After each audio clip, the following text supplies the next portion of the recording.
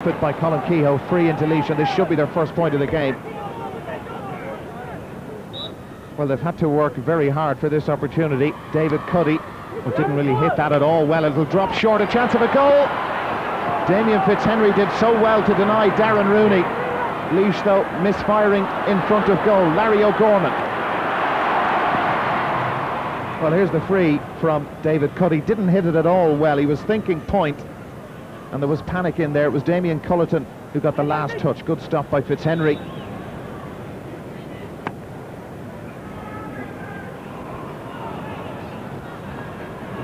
Well, there's one of the big differences in the match so far. Damien Fitzhenry able to find a teammate from his puckouts. Rory McCarthy fouled just as he took possession of that. Point number 6 could be coming up shortly.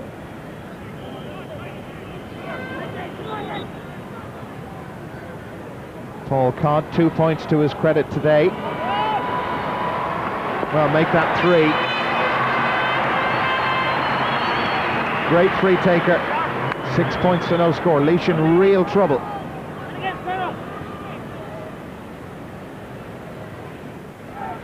Cyril Cuddy, good take by the right half forward. Sean Flood is with him. Cuddy still going, and he's been tapped just as he went through. So this should be the first Laois point of the game after 19 minutes.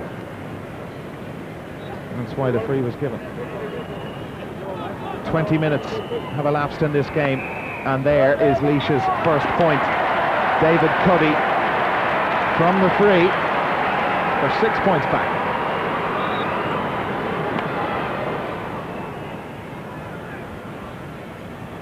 Well, one encouraging thing from a Laois point of view is that they haven't scored or Wexford haven't scored in the last 8 minutes. That may change now as Paul Codd is fouled by James Young.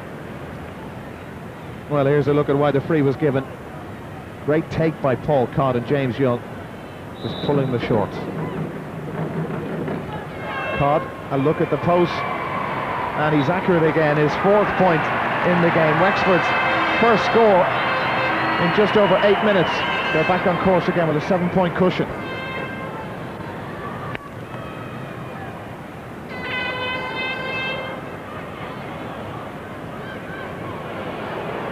Taken by James Young. And look how quickly Wexford closed them down. Rory McCarthy with the steal back. Larry Murphy well intercepted by Des Killeen. Paul Cuddy has been quiet enough at centre half back for Laois. They've been under so much pressure. Darren Rooney all the way out from full forward. A look at the post. That looks pretty good. And it's their second point, their first from play after 25 minutes of this Leinster semi-final. It's their best moment in the game. Well, for all the dominance Wexford have enjoyed, they are only leading Laois by 5 points. They're trying to extend that with Paul Codd. Oh, and it's gone in the back of the net, has it? No, somehow it stayed out. That was Paul Codd who just floated it in, and John Lyons lost it in the sun. Well, this had goal written all over it. Paul Codd was going for the point, though, and it just hung there. Didn't go over the line, though. And here's O'Sullivan looking for his first score. Great block down. Wexford have done that so well today. Damien Culleton trying to keep it alive. Larry O'Gorman is over with him. Culleton has done well. Look at the post, and that's gone over. Well, where Laois are finding the confidence from, I'll never know. Damien Culleton with his first point of the game.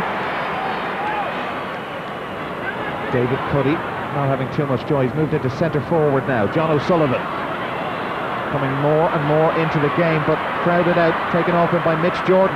Jordan, well, that's a fantastic point. That really is superb, and that could just be the thing Wexford need to settle themselves down. Des Killeen for Laois. Now David Cuddy has been in and out of the game in the second half. Laois, well, a goal now would make things very interesting. Here's Rooney trying to burst through. Darrell Lyons still with him. He's lost control of it. Rooney tries to pull on it. Might come for Paul Cuddy. Cuddy thinking about the goal. They settle for the point instead. Knocked over by Damien Fitzhenry. It's their first point in some 12 minutes. Brings them back to within 6. Wexford now within touching distance of their first Leinster Hurling Championship final in 4 years. Darren Stamp, the player who was caught just as he got into space. That was almost a promising situation for them. Paul Codd has contributed 7 of Wexford's 16 points, which doesn't really say a lot about his fellow forwards. And there's 8 from 17 for Paul Codd. Wexford cruising now. Here's Rory McCarthy for Wexford, taken off them by Des Killeen. Laois tidy it up. James Young, time and space to run, just floats it in, but he's taken the point instead, making it a little bit more respectable. His first point of the day, James Young, trailing now by 7 points, minute and a half into stoppage time.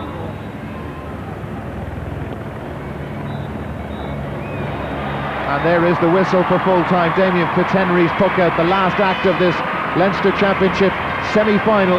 Wexford still with a lot of work to do, you feel, but they'll worry about that another day. They're back in the Leinster final for the first time in 4 years.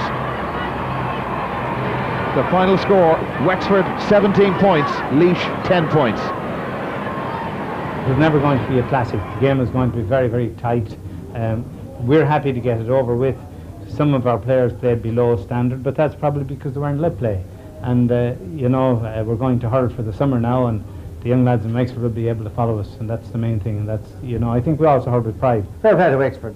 I mean, they're there to the semi-final or to the final now, so that's all. I have no regrets about it. We were injuries. I thought it was very good with the lads because we were held up with injuries. We never done a day's training in the last 3 weeks. Only 5 or 6 of them, or maybe 7 at the farthest, and up to early there, about Tuesday or Wednesday night that the boys said they'd play, and thankfully they went through the game all right, but when you get injuries you're not going to have your best anyway, but sure, fair play to Wexford. Yeah, Tony Dempsey there, of course, the Wexford manager before that. Well, Wexford safely through that test and now guaranteed at least 2 more days out in the championship this summer. Well, the second match at Croke Park today involved the All-Ireland champions Kilkenny against Offaly. But for the first time since the mid-80s, a big championship occasion for Offaly did not involve Joe Dooley. Part and parcel of the county scene for over 15 years, it would clearly be a day of mixed emotions heading to Croke Park this weekend as a spectator.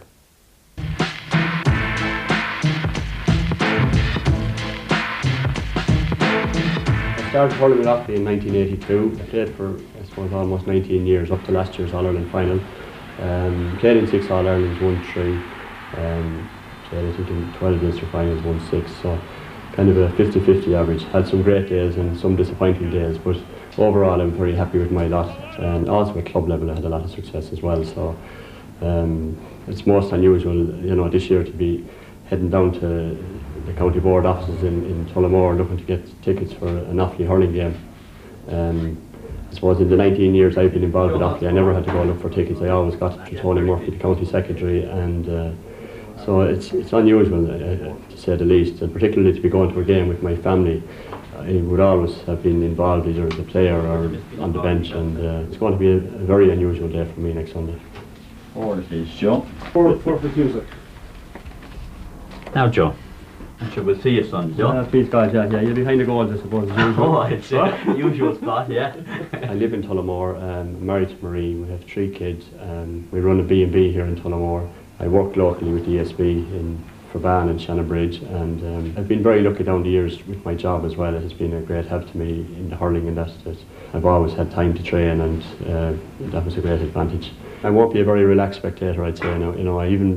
I generally get very involved in a game, particularly when your own club or county is involved, and I suppose I don't really know maybe yet, but I don't think I'll be too relaxed anyway. I suppose the fact that I know the lads so well, and I know the Kilkenny team so well, and you'd be kind of saying to yourself maybe if you were in there and you'd be kind of wondering if they're doing things differently and so on, but I'm looking forward to that. I think the lads will do their best and hopefully will do the business. Well, Kilkenny haven't an awful lot of hurling done in recent weeks because of a lot of injuries, and if they are to fall down at the first attempt here, well, there's one team you can always depend upon to put the skids under them, as Johnny Pilkington fires that one in, but fires it wide. So much expected of DJ, but he hasn't a lot of hurling done because of a litany of injuries. Here's Charlie Carter, And Charlie has put this one over the bar. That's the first chance Kilkenny have gotten that scored. Opportunities here. Good drop down by Johnny Dooley. Comerford following up. Out to John Power. And it's a very good shot by John Power. It's a point for Kilkenny. And it's John Power's first. Everything is going nicely for the Cats. Barry connects well. Up towards Henry Shefflin. Belted out by Brian Wheelahan, but only as far as Charlie Clark. Good vision to pick out the man at wing back, Philly Larkin, and he's put it over the bar. Still 6 points between the teams. Kilkenny's the masters thus far. Out to John Power, who really is hobbling with an injury, and for all that he's put it over the bar, and that might be his final contribution. Well, Jerry's in trouble. He pulled the grind that time. We'll have a sub coming on here, just can't play it. What an amazing player John Power is. In towards Hannafy it comes. Gary Hannafy's shot. It's on target. Brian Whelan used his head there. He picked out Gary Hannafy. Kilkenny basket back. They just didn't pick him up after coming back from injury. He picked out him a lovely ball and over the bar. Canis towards Charlie Carter. Missed completely by Martin. On it comes here towards the freshman in, and here's a goal chance, and it has to be, and it is. Henry Shefflin. Beautiful move, Dodger. Beautiful move. 1, 2, 3. Top class hurling. Passed it around the pitch, threw it around. You won't see a better goal than that. It's turning into a rout, and we haven't even reached half time. Kilkenny, who beat Offaly by 11 points in the Leinster final, 13 points in the All-Ireland final, now have a very comfortable lead. Once again, it's Kennedy, like a magnet. Everything is coming to it. It's just good positioning, good play. One-handed forward this time by John Hoyne. Again, there's pressure, and there's another one, and it's Eddie Brennan. Speedy Eddie. They don't call him that for nothing. Hubert Rigney made a mistake and he was onto it like a flash. Ground ball. 2 goals in 2 minutes. He made the first one with the pass selflessly into the path of Henry Shefflin. And this time when there was a fumble, Hubert Rigney put into difficulty. Brennan was there to pounce. It's a fantastic scene, a wonderful panoramic view here on a gloriously sunny day. Slight breeze behind Offaly. Trailing, needing scores. Pilkington, outside to John Troy. Here's a chance. He's put it over. Out by Keenahan. Only as far as the Dodger himself, DJ Carey. Good ball inside to Charlie Carter. Trying to round Simon Wheelahan. Had a great first half, and this is another one for Charlie Carter. It's his first point of the second half. It's his 5th in all. He's having a wonderful game. In towards Eddie Brennan it runs this time. Hubert Rigney with the problems. Needing support, Charlie Carter. Can he get another? Maybe the supplier this time. Into Hoyne. That's it. Offaly realise this game is now beyond them. Charlie Carter, the provider here, having scored 5 points already, and it's John Hoyne who's in at the finish. And once he collected, it was quite straightforward. We expected a hugely tough game, and we got a very, very tough game. I think what's most significant for us, the way the game went, was that we got points early on in the game. It gave us, you know, we went from 2 points, 3 points, 4 points. We kind of kept building it up very, very slowly, but bit by bit. And then when the goal did come, then we had, I suppose, a real cushion. And, you know, we knew Offaly were going to come with a ferocious attack on us on the second half. And for 15 minutes, you know, we were put to the pin of our collar to hang on and survive. But the fact that we had that bit of a cushion obviously was a help. You know, we weathered the storm, and, you know, I was happy enough then that we were obviously not going to be beaten. Well, a fine performance by Kilkenny, a glum day for Offaly, and a glum outcome too for Joe Dooley's point of view. Offaly could have done with him this afternoon, but all he could do was watch.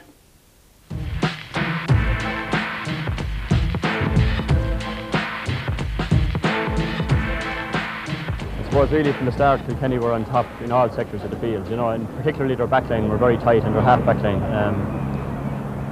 at times you'd be saying you'd love to be out there, and at other times you'd be saying I'm glad to be where I am, you know. But I don't think myself or Michael Dignan or anybody else would have made any difference today. Kilkenny were far superior on the day, and you know, they were much fitter, and they were first to the ball, and they were sharper, and you know, I suppose the word in Offaly was we were going well before the game, but I think today kind of proved different now, you know. But most of that team has given a huge amount to Offaly, and I don't think anybody in Offaly will have any grudge against them, and they'll rise again, you know, hopefully. It was tough, yeah. It was, you know, you'd be fully immersed in it, and you'd be sort of giving out about fellas, and you'd be sort of praising lads like everybody else. But it was tough, yeah. It's much easier when you're out on the field. You have control when you're on the field. When you're in the stand, you have no control, you know. Yeah, that was Joe Dooley's day and the end of the road for Offaly this summer. Well, now we come to the man of the match selection from that game. One of our live matches, of course, here this afternoon. Well, there were many stars on the Kilkenny team, but the man who set the trend for Kilkenny's free-scoring afternoon was their corner forward, Charlie Carter. On a day when DJ was quieter than usual, Charlie stepped into the breach once again with some inspiring scores.